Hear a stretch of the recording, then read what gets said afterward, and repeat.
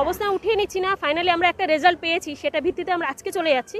But যদি না হয় এটা কিন্তু খারাপ অবস্থা হতে চলেছে, মানে আমাদের জন্য আর ওনাদের জন্য। তোমার নামটা? আমার নাম লিজা দেওয়ান। নমস্কার, বাংলার বার্তা থেকে বলছি সন্ময় বন্দ্যোপাধ্যায়। সাবাস লিজা দেওয়ান।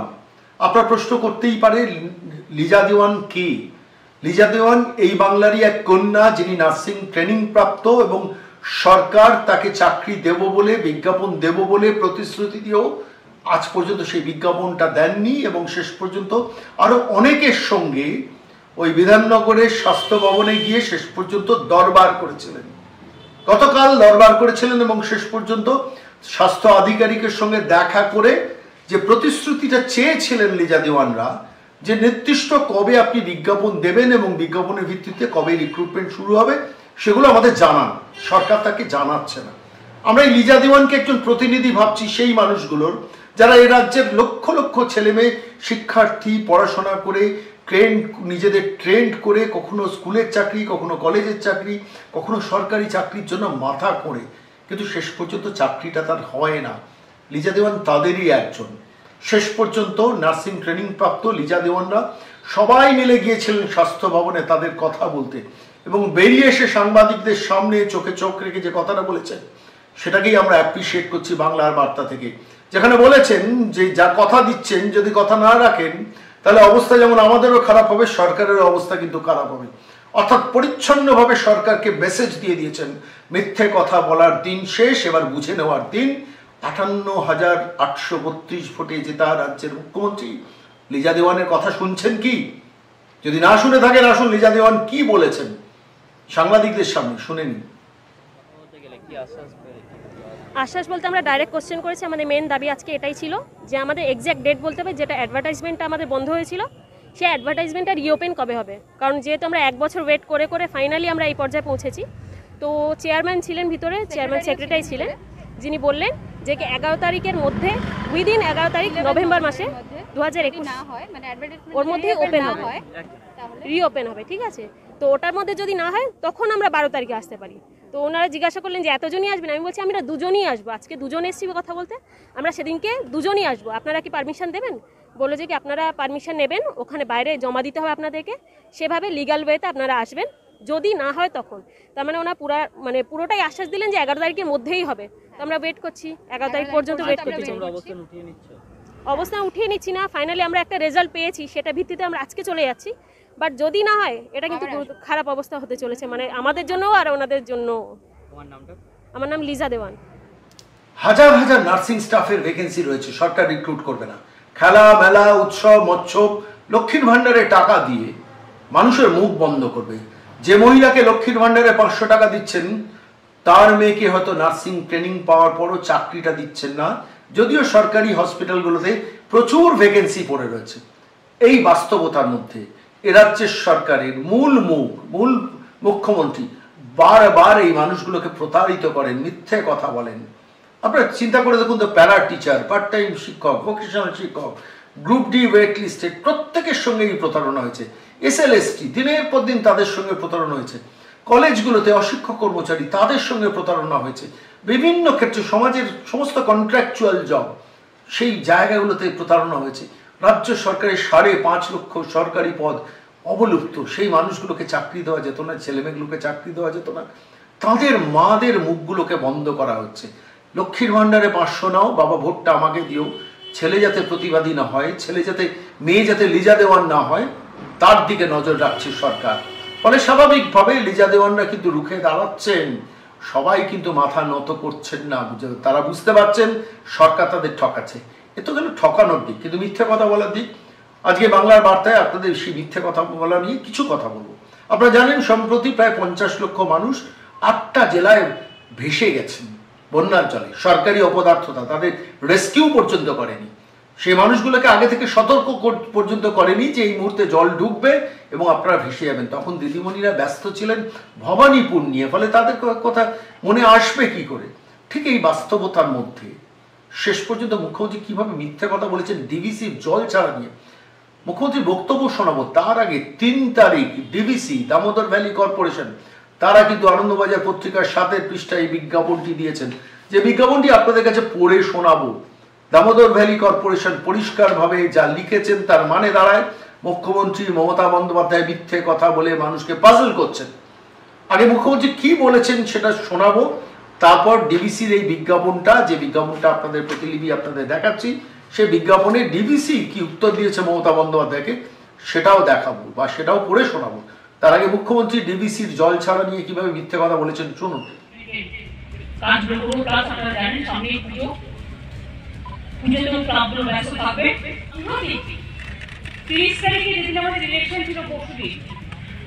হঠাৎ না বলে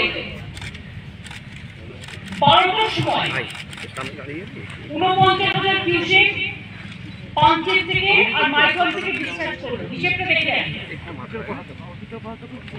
একটার সময় আবার 1 লক্ষ কিউসেক করলো। ভালো করে শুনে কথা না বলে, এটা খুব ইম্পর্টেন্ট ফিগার। 12টার সময় 49,000 কিউসেক ডিসচার্জ করলো পাঞ্চেত এবং মাইকল থেকে। আবার একটার সময় 1 ঘন্টা বাদে 1 লক্ষ কিউসেক রাতের বেলায় ডিসচার্জ করলো।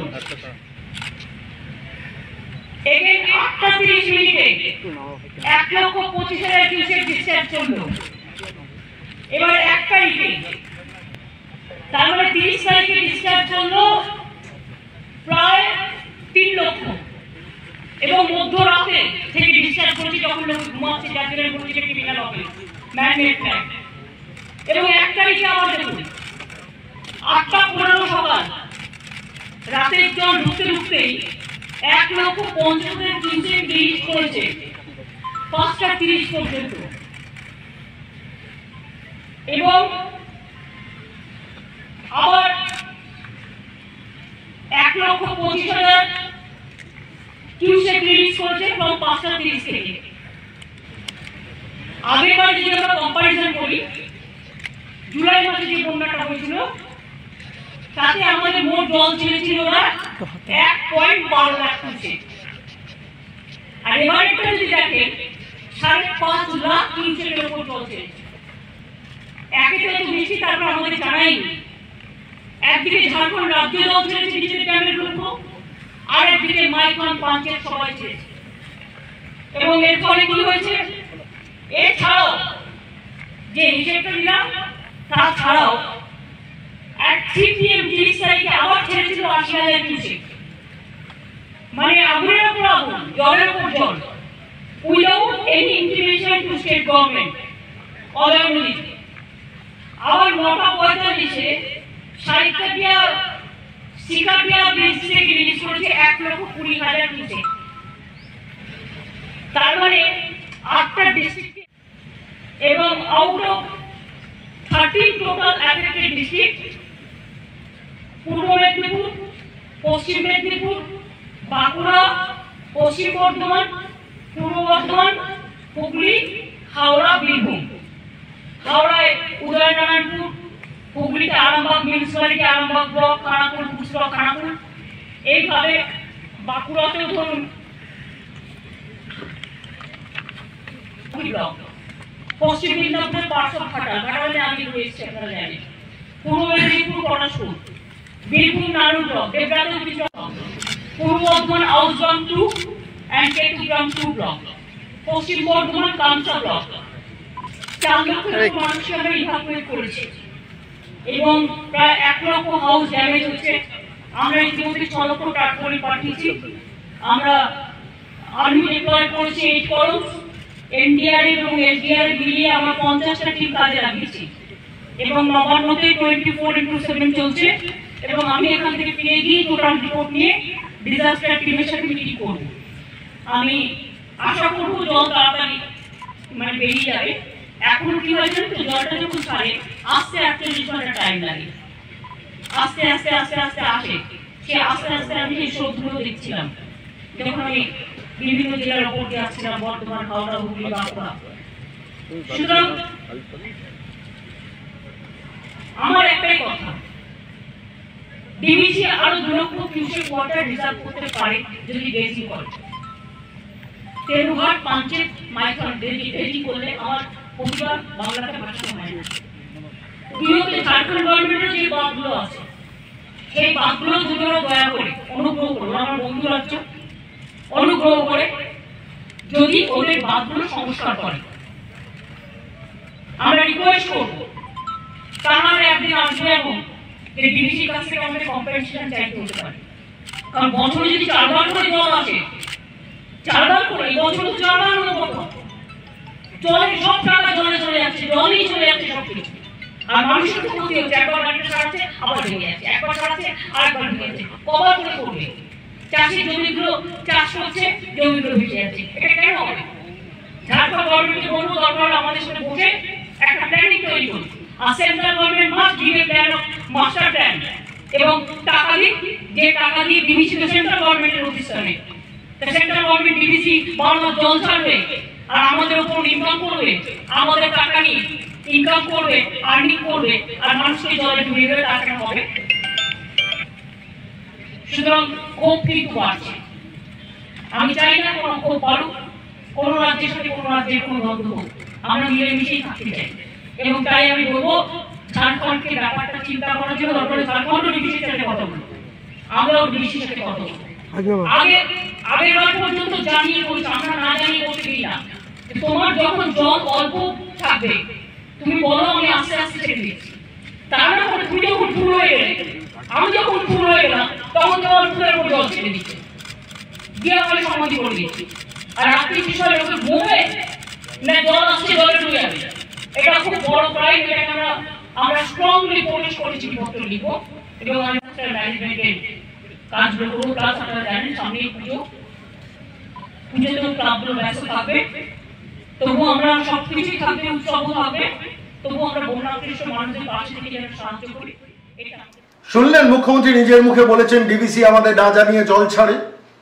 আর ঠিক সেই সময় দাঁড়িয়ে ডিবিসি কিন্তু সরাসরি বিজ্ঞাপন দিয়েছে আনন্দবাজারে। বিজ্ঞাপনটি ছোট বিজ্ঞাপন, কিন্তু বিজ্ঞাপনটি বড় বিজ্ঞাপন হওয়া উচিত ছিল। ডিবিসি কি লিখছে একটু পড়ে শোনাই আপনাদের কাছে। ডিবিসি লিখছে, বন্যা নিয়ন্ত্রণের জন্য ডিবিসির বাঁধগুলি থেকে যে জল ছাড়া হয় তা দামোদর ভ্যালি রিজার্ভার রেগুলেশন কমিটির পরামর্শ অনুযায়ী করা হয়, যার নেতৃত্বে আছেন member central water commission new Delhi. VVRCC গঠিত হয় পশ্চিমবঙ্গ সরকার, ঝাড়খণ্ড সরকার এবং ডিবিসির চিফ ইঞ্জিনিয়ার সমতুল্য পদাধিকারীদের দিয়ে।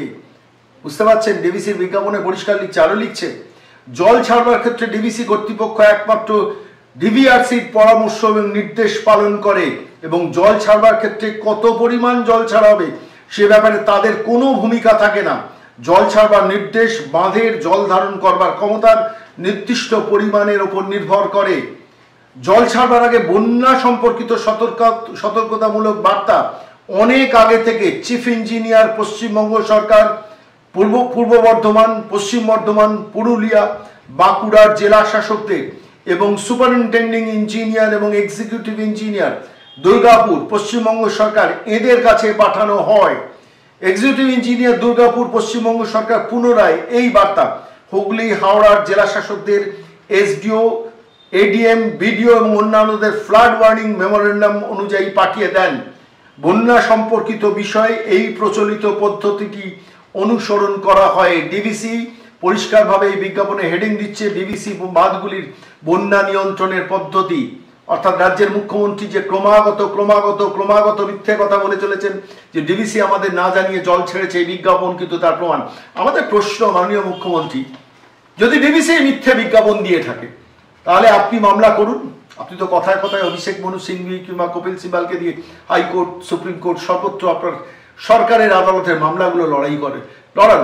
আপনি করুন না, একটা কেস করুন না, ডিবিসির এগেনস্টে একটা কেস ফাইল করুন। বলুন যে ডিবিসি যে বিজ্ঞাপনটা দিয়ে আমাকে মিথ্যা প্রমাণিত করেছে, আমাকে মিথ্যুক বলার চেষ্টা করেছে, ডিবিসি মিথ্যা কথা বলছি, সুতরাং ডিবিসির বিরুদ্ধে আমরা মামলা করছি। ক্ষমতা থাকলে করুন, তো ক্ষমতা থাকলে করুন। কোনো সংবাদ মাধ্যম এটা নিয়ে এডিটোরিয়াল কিন্তু পোস্ট এডিটোরিয়াল লিখবে না। আনন্দবাজার সম্পাদকীয় কিংবা উত্তর সম্পাদকীয় এ নিয়ে লিখবে না। এবিপি আনন্দ ঘন্টাখানেক সঙ্গে সুমনে ডিবিসির এই বিজ্ঞাপনের কথা উল্লেখ করবে না। নিউজ 18 24 ঘন্টায় সব নিয়ে বেশি চর্চা করবে না। তার কারণ মমতা বন্দ্যোপাধ্যায় মিথ্যে কথা বলছেন, এটা যদি এক্সপোজ হয়ে যায় তাহলে বিজ্ঞাপন কমবে।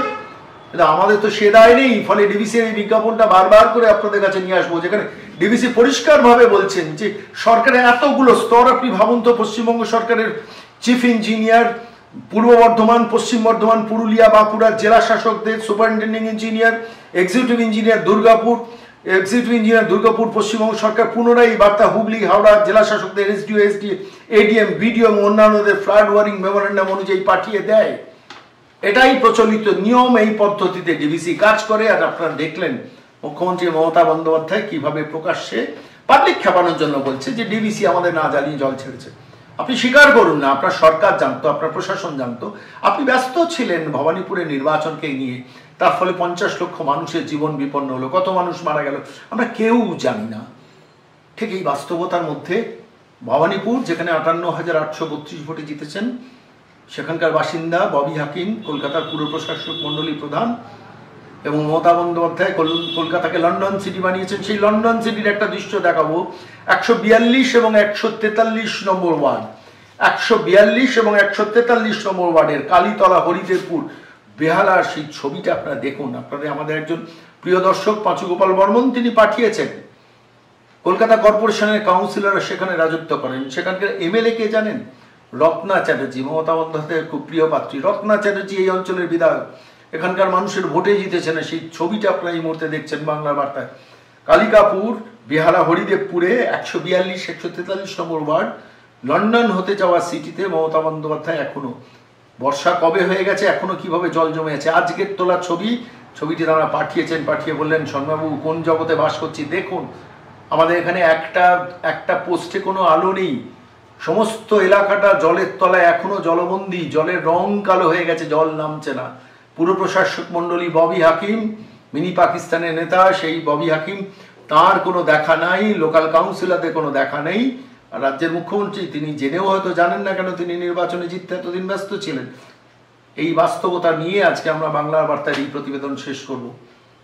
সিএন চ্যানেলে কি সম্প্রচারিত এই কালীতলা এই সব অঞ্চলের একটি দৃশ্য ভিডিওবন্দি হয়ে তারা সম্প্রচার করেছেন। দেখুন লন্ডন হতে যাওয়া শহরের কলকাতার কি অবস্থা করে রেখেছেন মমতা বন্দ্যোপাধ্যায় এবং ববি হাকিমরা। বেহাল অবস্থা বেহালার। এখানকার ঠাকুরপুকুর কালীতলার অবস্থা এখনো জলমগ্ন। আগের বৃষ্টির প্রভাবেই বেহালার ঠাকুরপুকুর এলাকার সামনের রাস্তার গোড়ালির ওপর পর্যন্ত জল। একটু ভেতরে গেলেই দেখা গেল সেই জলের পরিমাণ বেড়ে হয়েছে হাঁটু সমান। পাশাপাশি পানীয় জলের সমস্যাও যেমন রয়েছে, তেমনি যাতায়াত করতেও খুব সমস্যা হচ্ছে। হ্যাঁ, জল 6 মাসের ওপরে আমরা জল ঘাঁটছি। তো জল ঘাঁটতে আমাদের অনেকে অসুস্থ হয়ে পড়ছে, শরীর খারাপ হচ্ছে, জ্বর আসছে, সর্দি কাশি হচ্ছে, আমাশা হয়ে যাচ্ছে, পায়ে হাজা হচ্ছে।